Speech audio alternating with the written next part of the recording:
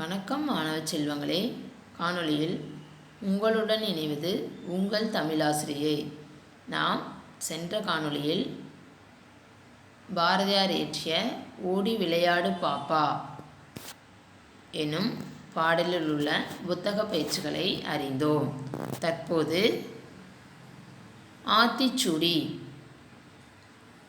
ஆத்திச்சுடி எனும் செயலில் உள்ள சில வரிகளை அறிவோம். ஆத்திச்சுடியை இயற்றியவர் ஔவையார். ஔவையார் பற்றிய குறிப்புகளை நம்ம முன்னாடி ஆத்திச்சுடி படித்தோம் இல்லைங்களா, ஒரு 5 வரி படித்தோம். அதில் நாம் தெரிஞ்சுக்கிட்டோம் இல்லையா. ஔவையார் ஒரு சங்ககால பெண் புலவர் இல்லைங்களா. சங்க காலத்தில் இருந்த பெண் புலவர் தான் இந்த ஔவையார். இவங்க தன்னுடைய இளமை பருவத்திலேயே முதுமை பருவத்தை வரமாக கேட்டு விநாயகர்கிட்ட பெற்றுட்டாங்க. இவங்க என்னென்ன நூல்கள் ஏற்றினாங்கன்னா, இப்போ ஆத்திச்சுடி நம்ம இல்லையே படிச்சுட்ருக்குற ஆத்திச்சுடி, நல்வழி, மூதுரை, கொன்றை வேந்தன் இல்லைங்களா. இந்த மாதிரி குழந்தைகளுக்கு எளிமையாக இருக்கக்கூடிய பாடல்களை இவங்க ஏற்றுவாங்க. இப்போ நம்மளாம் ஆத்திச்சுடி படிச்சுட்ருக்குறோம். எத்தனை லைன் இருக்குது? ஒரே ஒரு லைன் தான் இல்லைங்களா. கொன்றை வேந்தனும் அதே மாதிரி தான், ஒரே ஒரு லைன் தான் இருக்குது இல்லையா. குழந்தைகளுக்காக மிக எளிய முறையில் பாடக்கூடியவங்க யாருன்னு பார்த்தோமா, நம்ம ஔவையார் தான். ஔவையார் நம்ம என்னன்னு சொல்லுவோம், தமிழ் மூதாட்டி இல்லையா. நம்ம தமிழை செம்மைப்படுத்துறதுக்காக என்ன பண்ணாங்க, போகிற இடங்கள்ல எல்லாம் என்ன பண்ணாங்க, தமிழ் பாடல்கள் அதிகமாக பாடினாங்க. இப்போ இந்த ஆத்திச்சுடியை ஒரு சிறு கதை மூலம் நம்ம தெரிஞ்சுக்கலாம். ஒரு குளத்தில் நிறைய மீன்கள் இருந்தன. மீன் குஞ்சு ஒன்று அதன் அம்மாவுடன் இரை தேட சென்றது இல்லைங்களா. குளத்தில் நிறைய மீன்கள் இருக்குது. அந்த மீனோட ஒரு மீன் என்ன ஆகுது, ஒரு பெரிய மீன் இரை தேட போகுது. அப்போ மீன் குஞ்சோன்னு என்ன சொல்லுது, நானும் உங்களோட வரமா அப்படின்னு சொல்லிட்டு அம்மா கூட போகிறாங்க.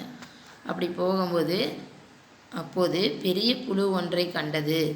ஆகா, நல்ல உணவு கிடைத்து விட்டது அம்மா, நான் அதை பிடிக்கட்டுமா என்று அம்மாவை கேட்டது மீன் குஞ்சு.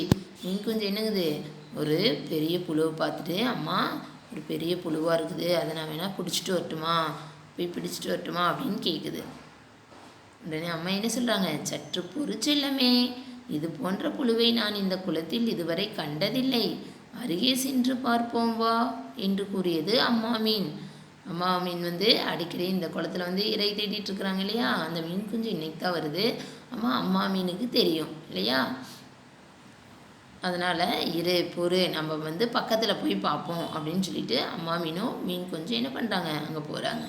அப்போ புழுவின் அருகில் சென்று பார்த்தன. அந்த புழு எதிலோ மாட்டிக்கொண்டிருக்கிறது அம்மா என்றது மீன் குஞ்சு. அப்போ அவங்க 2 பேர் பக்கத்தில் போகும்போது அங்கே என்னாச்சு, அந்த புழு ஒரு எதுலேயோ மாட்டியிருக்கிற மாதிரி தெரியுது. அது என்ன, அதுதான் தூண்டில் இல்லையா. நம்மளாம் மீன் பிடிக்கிறப்ப என்ன பண்ணுவோம், தூண்டில் போடுவோம் இல்லைங்களா. தூண்டில் ஏதாவது உணவை நம்ம வச்சோமா என்ன ஆயிடும், மீன் அந்த உணவுக்காக அந்த நம்ம போட்ட தூண்டில் மாட்டிச்சுன்னா அதை நம்ம எடுப்போம் இல்லையா. அந்த மாதிரி தான் மீன் குளத்தில் இருக்கிற மீன்கள் பிடிக்கிறதுக்காக அந்த தூண்டில் போட்டிருக்காங்க. உடனே ஆமாம், இதுதான் தூண்டில், இதை கவனிக்காமல் பிடித்திருந்தால் நாம் இதில் மாட்டியிருப்போம் என்றது அம்மா மீன். உடனே அம்மா மீன் சொல்கிறாங்க, இதை நீ பெரிய புழுன்னு நம்ம உடனே பிடிச்சிருந்தோமா என்ன ஆயிருப்போம், அந்த வலையில் நாமளும் மாட்டியிருப்போம், அந்த தூண்டிலில் நாமளும் மாட்டியிருப்போம் அப்படின்னு சொல்கிறாங்க. உடனே இனி உங்களைப் போலவே நானும் கவனமாயிருப்பேன் அம்மா என்றது மீன் குஞ்சு. புரிந்து கொண்ட மீன் குஞ்சுக்கு அம்மாவிடம் இருந்து முத்தம் ஒன்று பரிசாக கிடைத்தது. உடனே மீன் குஞ்சு என்ன சொல்லுது, அம்மா இனிமேல் நானும் உங்களை மாதிரியே இறை தேட வந்தால் கவனமாக இருப்பேன் அப்படின்னு அம்மா மீன்கிட்ட சொல்லுது. மீன் குஞ்சு உடனே அம்மா மீன் என்ன பண்ணாங்க, மீன் குஞ்சுக்கு ஒரு முத்தம் கொடுத்தாங்க. நீங்களே வீட்டில் அம்மா சொல்கிறதெல்லாம் கேட்டிங்களா, என்ன பண்ணுவாங்க, அம்மா உங்களுக்கு முத்தம் கொடுப்பாங்க தானே, வாடா என் தங்கமே அப்படின்லாம் சொல்லுவாங்கள்ல. அந்த மாதிரி எப்பவுமே என்ன பண்ணணும், பெரியவங்க சொல்கிறத நம்ம கேட்கணும், அவங்களுக்கு மரியாதை கொடுக்கணும். நம்ம வீட்டில் இருக்கக்கூடிய பெரியவங்களுக்கு நம்ம எப்பவுமே என்ன கொடுக்கணும்? மரியாதை கொடுக்கணும். அவங்கள எதிர்த்து பேசக்கூடாது. அவங்க சொல்கிறத நாம் நன்மையாக எடுத்துக்கிட்டு எப்பவுமே கேட்கணும். அதுதான் நமக்கு இந்த ஆத்திச்சுடி கதையில் கொடுத்துருக்கக்கூடிய கருத்து என்னென்னா, பெரியாரை துணைக்கொள். அதுக்குரிய வரி பெரியாரை துணைக்கொள். நம்ம பெரியாரை எப்பவுமே என்ன பண்ணணும்? துணையாக வச்சுக்கணும். அவங்க சொல்கிறத நம்ம கேட்கணும்.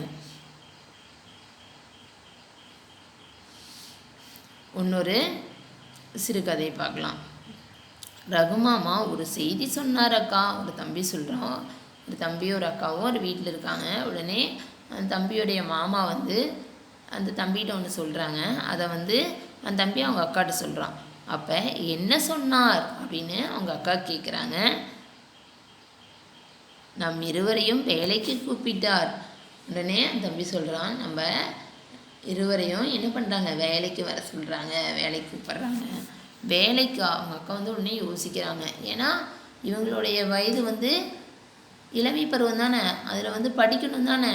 நாமெல்லாம் எப்படி படிச்சுட்ருக்குறோமில்ல, அந்த மாதிரி இவங்களும் படிக்கணுமில்ல, வேலைக்கா அப்படின்னு யோசிக்கிறாங்க. அப்போ ஆமாம், நம்மால் செய்யக்கூடிய எளிமையான வேலை தான் என்று கூறினார். அப்படியா?